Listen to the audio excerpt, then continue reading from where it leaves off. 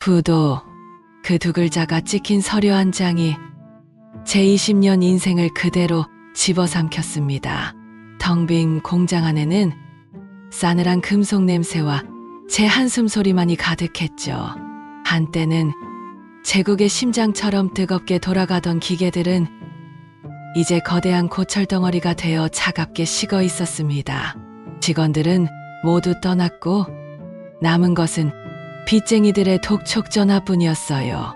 그날도 저는 불 꺼진 사장실 의자에 앉아 의미 없이 울려대는 전화벨 소리를 그저 듣고만 있었습니다.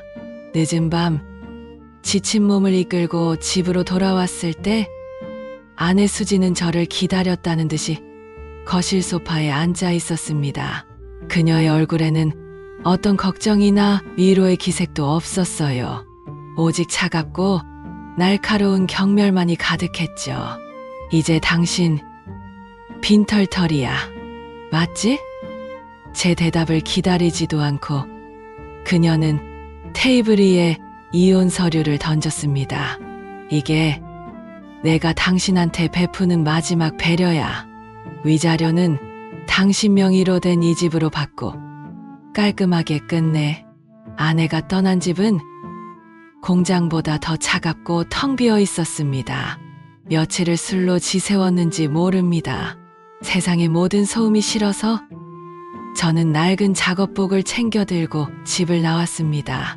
갈 곳도 없었죠. 그저 발길 닿는 대로 걷다가 허름한 단칸방 하나를 얻었습니다. 이혼 서류에 찍힌 아내의 도장은 제 심장에 찍힌 낙인과도 같았어요. 실패자라는 낙인. 그날 밤도 저는 잠들지 못하고 멍하니 창밖만 바라보았습니다. 어둠 속에서 누군가 저처럼 울고 있는 것만 같았어요. 다음 날 저는 작은 선술집에 앉아 있었습니다. 쓴 소주만이 유일한 친구였죠. 그때 옆자리에 앉은 한 여자가 말을 걸어왔습니다. 사장님, 너무 힘들어 보여서요. 괜찮으시다면 제가 술 한잔 사드려도 될까요? 처음 보는 여자 윤세라였습니다. 그녀의 눈빛은 이상하리만큼 따뜻했어요. 제 모든 실패와 절망을 그 눈빛이 전부 감싸 안아주는 것만 같았죠. 저는 그날 처음으로 낯선 사람 앞에서 제 이야기를 털어놓았습니다. 사업 실패와 이혼, 그리고 제 탓만 하는 세상에 대해서요. 세라는 제 말을 전부 들어주었습니다. 판단하거나 충고하지 않았어요.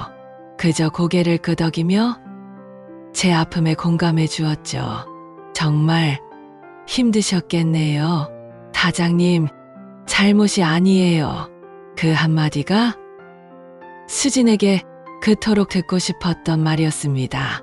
그날 이후 저희는 매일 같이 만났습니다. 그녀와의 시간은 제 지옥 같은 현실의 유일한 도피처였어요. 저는 알고 있었습니다. 이것이 위험하고 잘못된 관계라는 것을.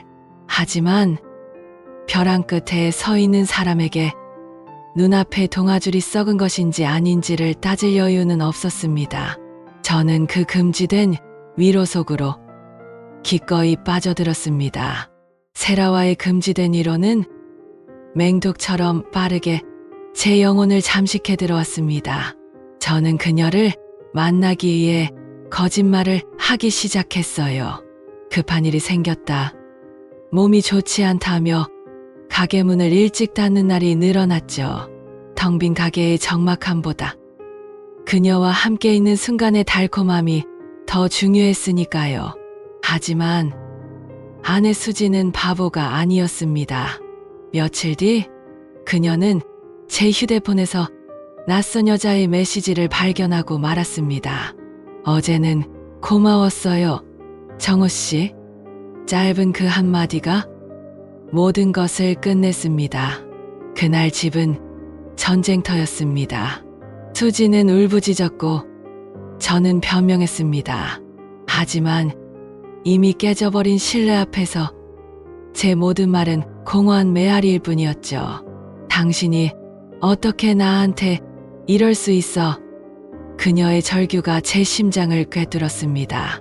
결국 아내는 우리가 함께 이룬 모든 것, 가게, 집, 그리고 마지막 남은 제 자존심까지 모두 가지고 떠났습니다.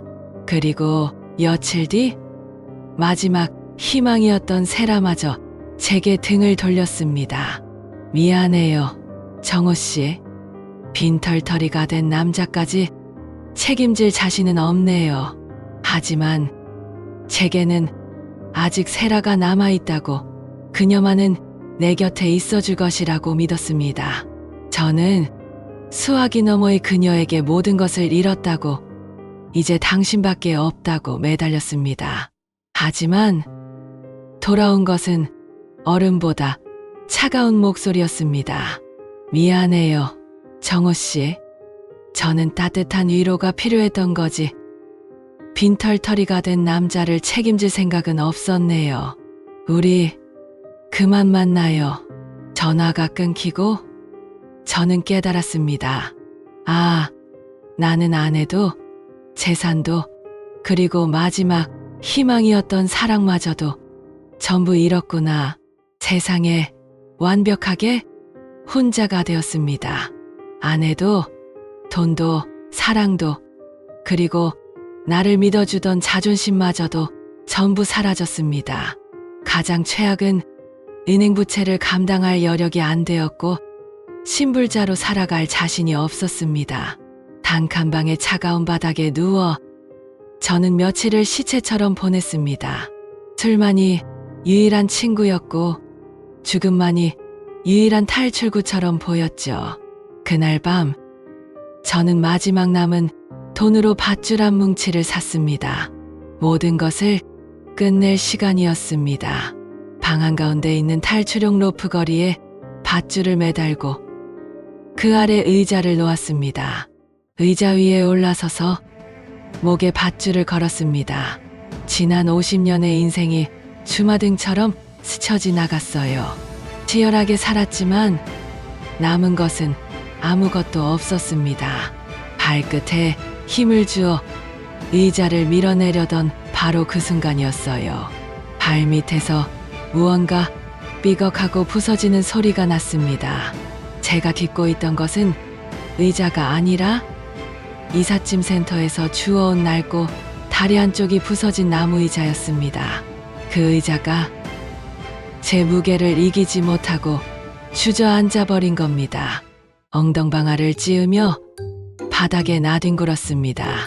죽음마저도 나를 거부하는구나. 허탈한 웃음이 터져 나왔어요.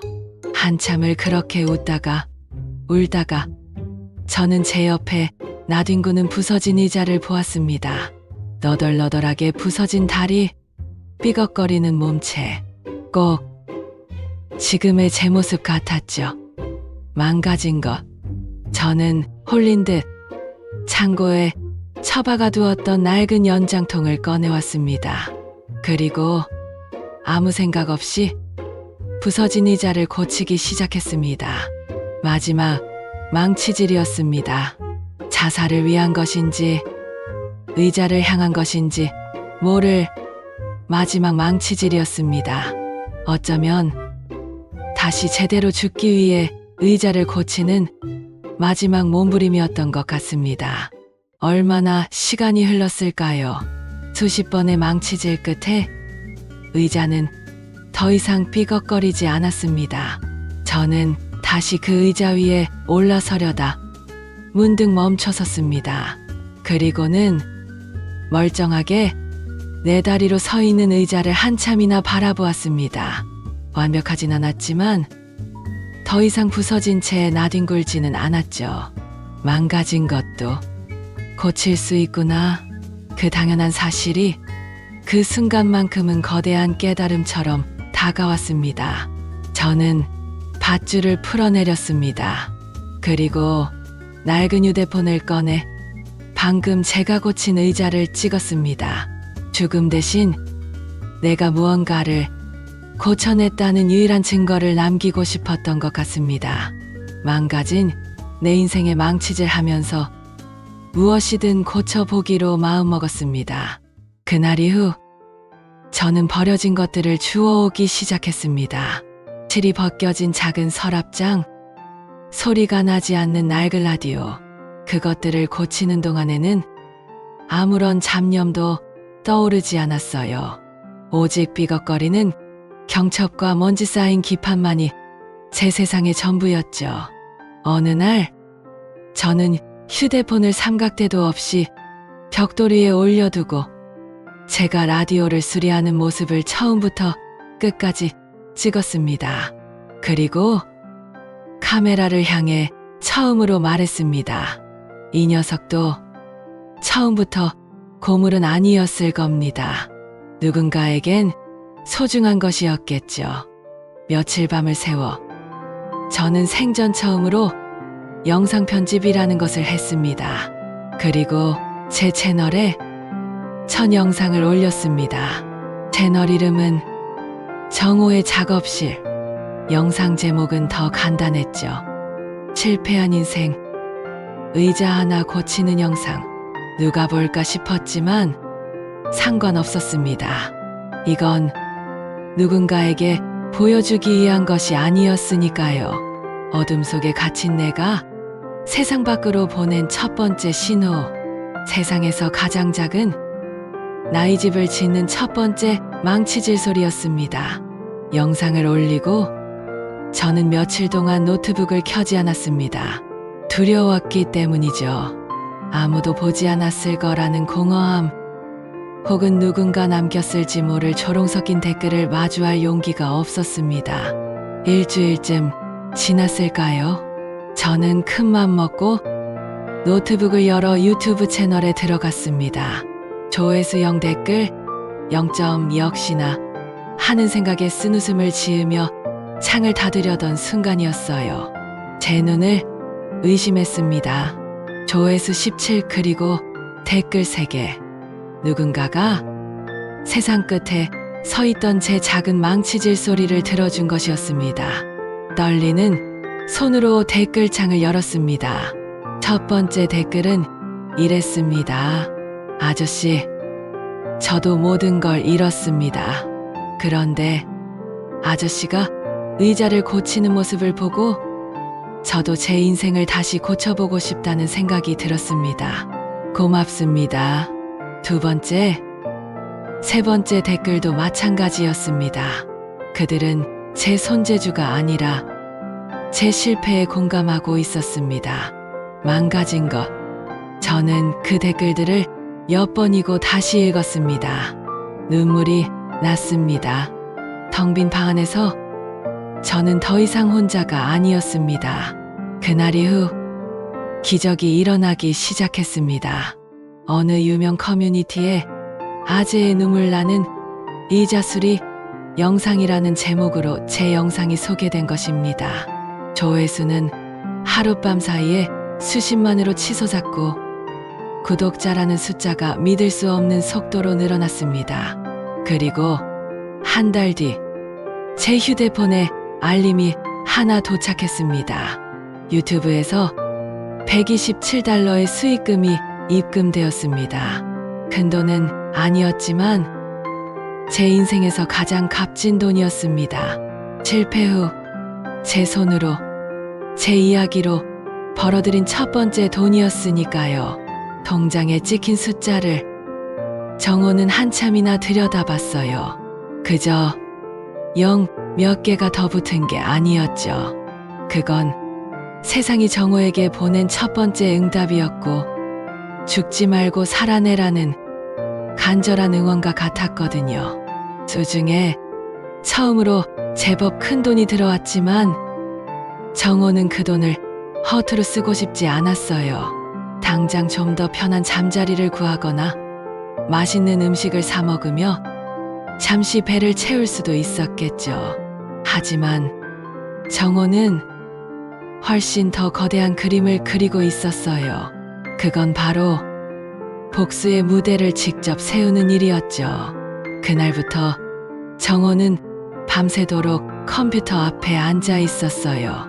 전국의 부동산 매물을 샅샅이 뒤지기 시작한 거예요.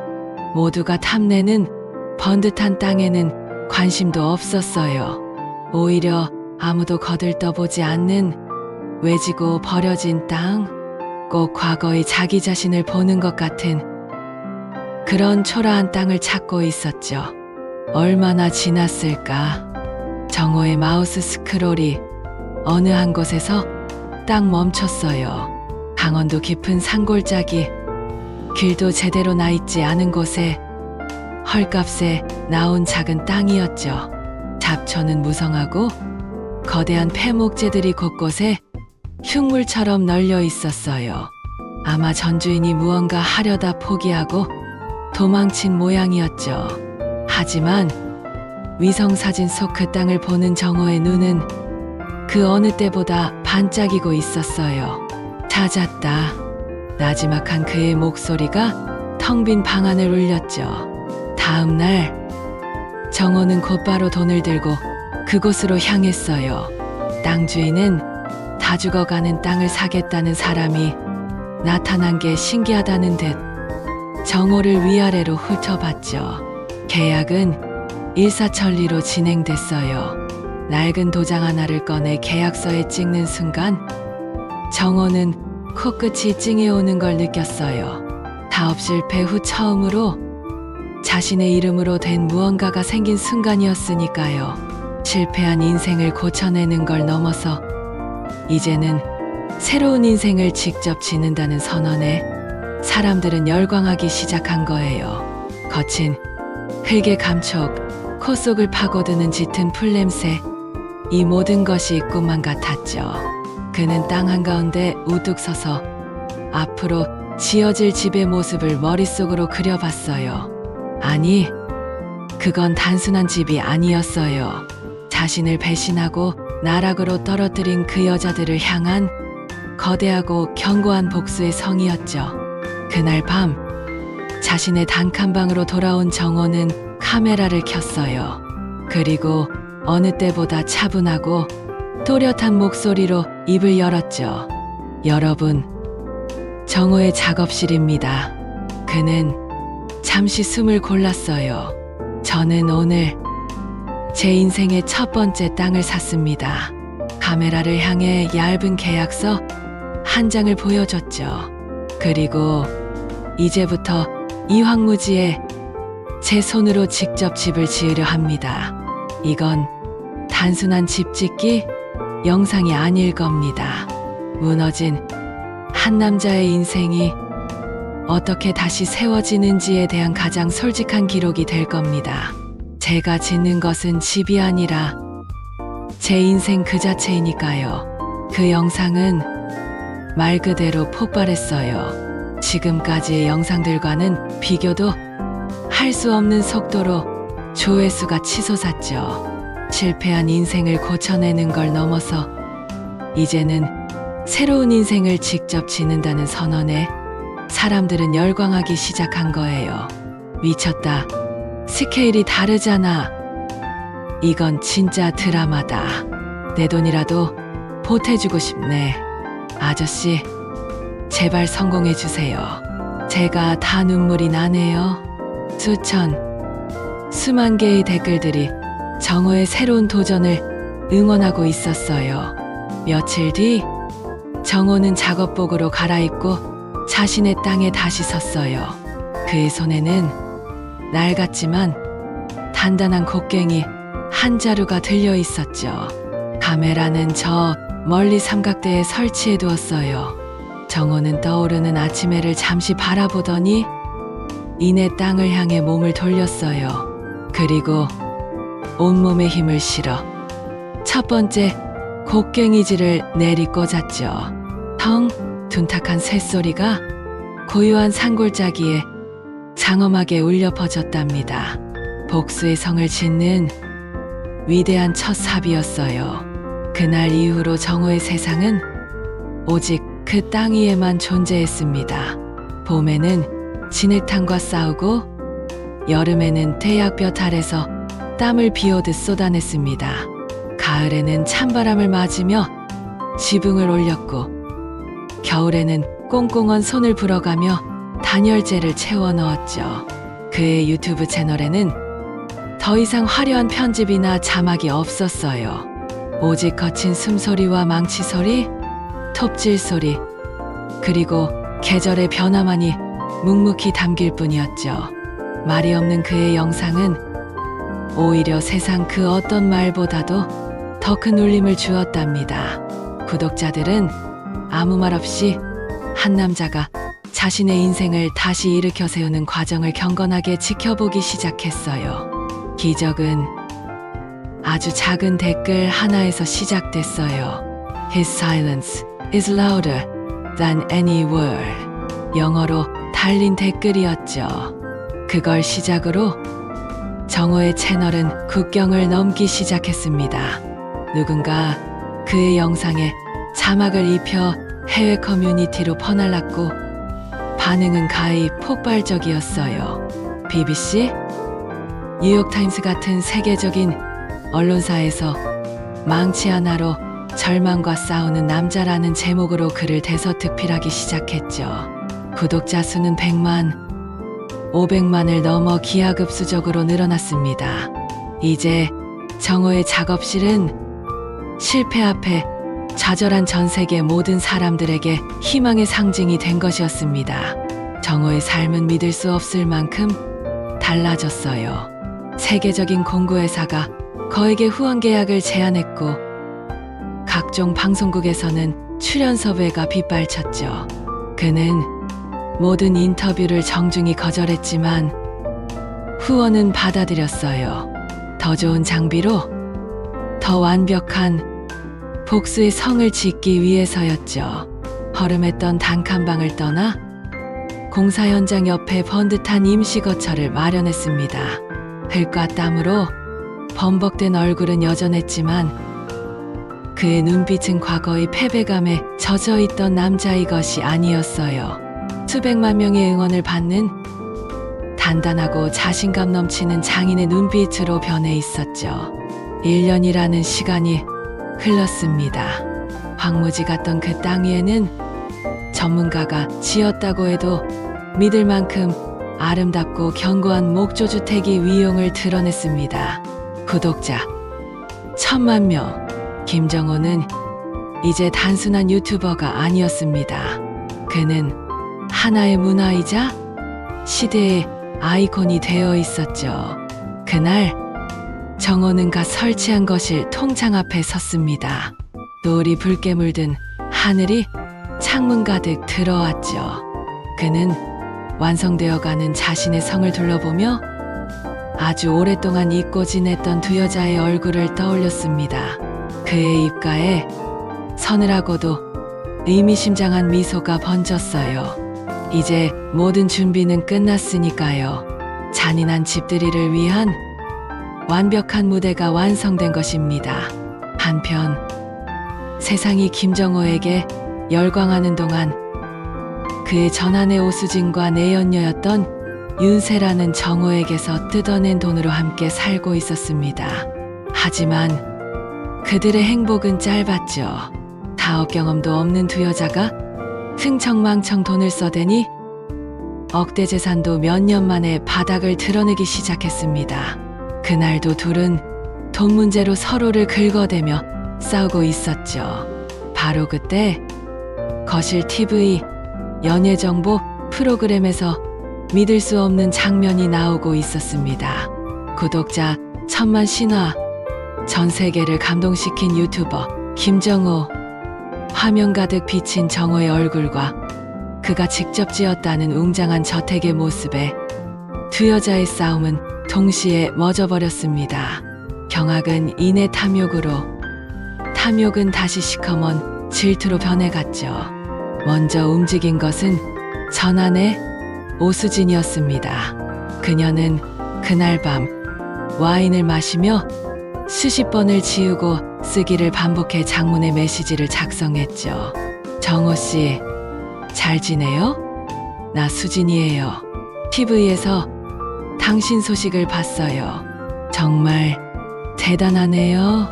사실 나 당신을 떠나고 하루도 편히 잠든 날이 없었어요. 그때 난 미쳤었나 봐요. 다 내 잘못이에요. 염치 없지만 당신이 너무 그립고 또 미안해요. 스마트폰 전송 버튼을 누르는 그녀의 얼굴에는 후회나 미안함 대신 먹잇감을 발견한 사냥꾼의 교활한 미소가 걸려 있었습니다.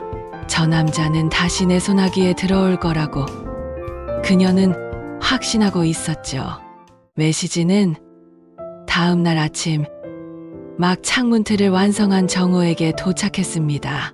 그는 땀을 닦으며 무심하게 휴대폰을 들여다봤죠. 오수진 세 글자를 확인한 순간 그의 손동작이 아주 잠시 멈췄습니다. 그는 메시지를 아주 천천히 읽어내려갔습니다. 분노도 놀라움도 없는 텅 빈 표정이었죠. 하지만 그건 폭풍전야의 고요함과도 같았습니다. 올 것이 왔구나. 정호는 모든 감정을 지운 얼굴로 담담하게 답장을 써내려갔습니다. 오랜만이네. 연락 줘서 고마워. 나도 가끔 내 생각했어. 미끼를 던진 낚시꾼처럼 정호는 묵묵히 상대가 미끼를 물기만을 기다리고 있었어요. 정호의 예상대로 수지는 미끼를 덥석 물었습니다. 어떻게든 만나자며 눈물로 호소하는 그녀에게 정호는 마침내 결정적인 제안을 던졌죠. 그는 갓 완성된 집의 전경이 가장 아름답게 나오는 각도에서 사진을 한 장 찍어 보냈습니다. 그리고 메시지를 보냈죠. 이번 주말에 조촐한 집들이를 하려고 해. 괜찮다면 세라 씨도 함께 와. 지난 일은 모두 잊고 새 출발을 축하하는 자리로 만들고 싶네. 수진과 세라는 그 메시지를 보고 환호성을 질렀습니다. 김정호가 아직도 자신들을 잊지 못하고 있다며 그의 재산을 어떻게 나눠 가질지 벌써부터 김칫국을 마시고 있었죠. 두 여자는 그렇게 세상에서 가장 잔인한 집들이가 될 그곳으로 향할 채비를 서둘렀습니다. 제 발로 함정 속으로 걸어 들어간 것입니다. 약속한 주말 두 여자는 잔뜩 멋을 부리고 정호의 집을 찾아왔습니다. 입구에 들어서는 순간부터 그들은 입을 다물지 못했죠.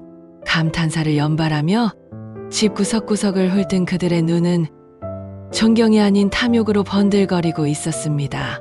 어머, 정호 씨, 이걸 정말 혼자 다 지은 거야? 대단하다. 와, 여기서 살면 무슨 기분일까? 두 여자는 마치 자기 집이라도 된 것처럼 굴며 정호의 팔짱을 끼고 교태를 부리기 시작했어요. 정호는 그런 그들을 보며 속내를 감춘 채 그저 인자한 미소만을 지어 보일 뿐이었죠. 거실 중앙에 자리 잡은 세 사람. 정호는 와인을 따르며 아무렇지 않게 입을 열었습니다. 오늘을 위해 내가 작은 선물을 준비했어. 그의 말에 두 여자의 눈이 반짝였죠. 정호는 벽에 걸린 거대한 스크린을 가리켰습니다. 내 유튜브 채널이 1000만 구독자를 넘은 기념으로 오늘 아주 특별한 생방송을 진행하고 있거든.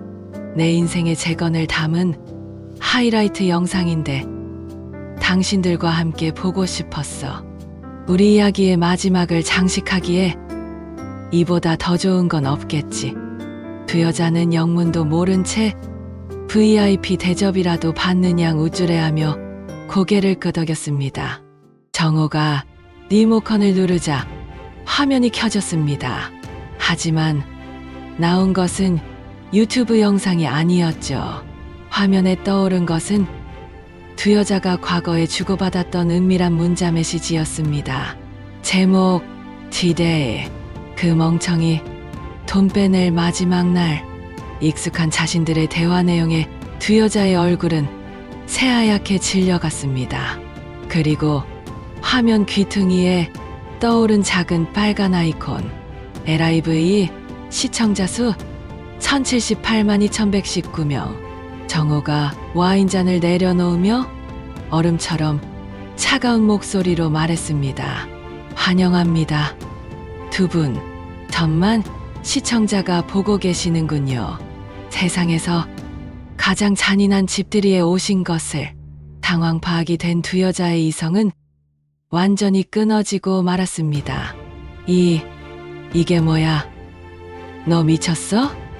수진이 소리치자 세라가 그녀의 머리채를 잡아챕니다. 다 너 때문이야. 내가 하자고 했잖아. 뭐? 이 배신자 같은 게. 둘은 서로를 향해 온갖 욕설과 폭언을 퍼부으며 지난 몇 년간의 추악한 진실들을 스스로 폭로하기 시작했습니다. 어떻게 정호를 속였는지, 돈을 어떻게 빼돌렸는지, 그 모든 것이 천만 시청자 앞에서 생중계되고 있었죠. 전 세계로 송출되는 라이브 채팅창은 그들을 향한 분노로 들끓고 있었습니다. 정호는 조용히 두 여자의 마이크를 껐습니다. 그리고 카메라를 향해 담담히 말했죠. 여러분, 모두 보셨을 겁니다. 이것이 제 과거의 전부입니다. 그는 미리 준비해둔 고소장 서류를 들어보였습니다. 방송이 끝나는 대로 이 증거 영상과 함께 모든 것을 법의 심판에 맡길 생각입니다. 정호는 잠시 숨을 고른 뒤 마지막 인사를 건넸습니다. 망가진 인생도 다시 지을 수 있습니다. 지켜봐 주셔서 감사합니다. 방송 종료 버튼을 누르자 저 멀리서 희미하게 경찰차의 사이렌 소리가 들려오기 시작했습니다. 모든 복수가 끝나는 순간이었죠. 몇 달 후 세상은 두 여자를 잊었지만 정호의 이야기는 전설이 되었습니다. 복수의 성이라 불렸던 집은 이제 희망의 작업실이라 불렸죠. 그날 아침 정호는 자신의 작업실에서 새로운 가구를 만들고 있었습니다. 더 이상 그의 얼굴엔 과거의 그늘이나 복수의 냉소가 남아있지 않았습니다. 창문으로 쏟아져 들어오는 따스한 아침 햇살을 받으며 그는 자신이 만든 의자를 부드럽게 쓸어보았습니다. 그의 입가에 아주 오랜만에 진심으로 평온한 미소가 피어올랐습니다. 그는 집뿐만 아니라 자신의 인생까지도 완벽하게 채궈내는 것입니다.